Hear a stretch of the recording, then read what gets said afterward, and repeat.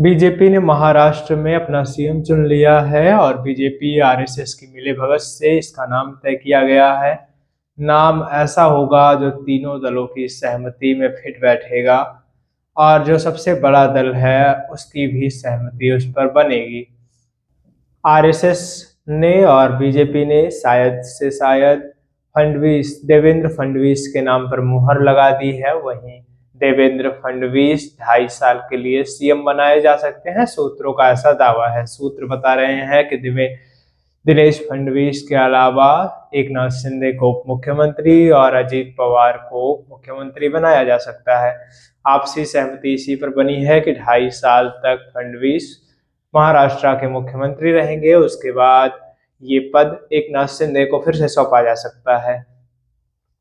कयास इस बात का लगाया जा रहा है कि ऐसी सहमति आरएसएस ने बनाई है महाराष्ट्र में, क्योंकि आरएसएस ने महाराष्ट्र में 70,000 से ज्यादा सभाएं की थी। 288 सीटों पर इम्पैक्ट डालने के लिए आरएसएस ने डोर टू डोर कैंपेनिंग की थी। बीजेपी को जब आरएसएस का असली मतलब पता चला था तो भाजपा आरएसएस के चढ़ों में आकर गिर गई थी। उसके बाद आरएसएस ने कैंपेनिंग करना शुरू किया था बीजेपी के लिए। हरियाणा को जितवा कर महाराष्ट्र की बारी थी और महाराष्ट्र भी जितवा दिया है। कैंपेनिंग इतने अच्छे ढंग से की गई कि अब बीजेपी आरएसएस को दरकिनार नहीं कर सकती है। बीजेपी और आरएसएस के मिलीभगत से मोहन भागवत और नरेंद्र मोदी जी के बीच में आपसी सहमति से देवेंद्र फडणवीस को महाराष्ट्र की कमान सौंपी जा सकती है, ये सूत्र दावा कर रहे हैं। हालांकि इसका प्रमाणिक प्रत्यक्ष प्रमाण भी कुछ समय में आपको मिल सकता है और नई कैबिनेट के लिए कुछ देर में ही राज्यपाल को प्रस्ताव भी दिया जा सकता है। आपको बता दें 6 विधायकों पर 1 मंत्री बनाया जा सकता है बीजेपी की तरफ से, 20 से 22 मंत्री और अजीत पवार के पार्टी की तरफ से भी 6 मंत्री और शिंदे गुट की तरफ से 8 मंत्रियों को शपथ दिलवाई जा सकती है। इस कैबिनेट में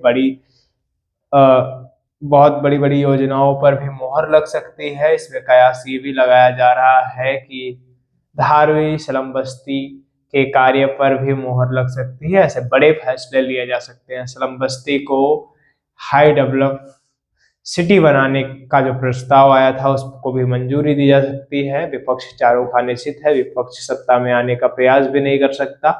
इसलिए देवेंद्र फडणवीस को महाराष्ट्र का मुख्यमंत्री पूरा पक्का माना जा रहा है। बीजेपी और आरएसएस के अंदर खाने बैठक में ये फैसला हुआ है। आपको बता दूं आरएसएस इस समय हर चुनाव में बीजेपी के साथ इतना इन्वॉल्व है कि उसको दरकिनार करना बीजेपी के बस की बात नहीं है।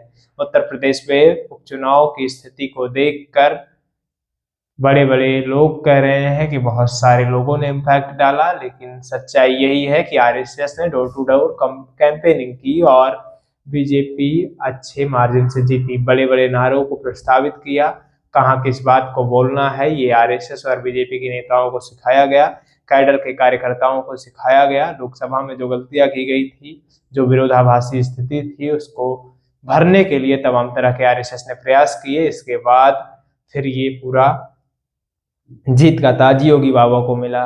इस तरह से उत्तर प्रदेश हुआ, हरियाणा हुआ, बिहार हुआ, राजस्थान हुआ और जहां जहां उपचुनाव हुए और उसके बाद फिर हरियाणा का चुनाव हुआ, चाहे महाराष्ट्र का।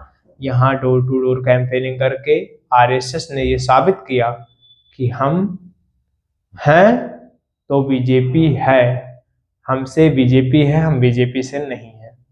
बाकी आप इन तमाम अप्रत्याशियों पर अपनी राय किस प्रकार से देते हैं, अपनी राय कमेंट बॉक्स में जरूर दें।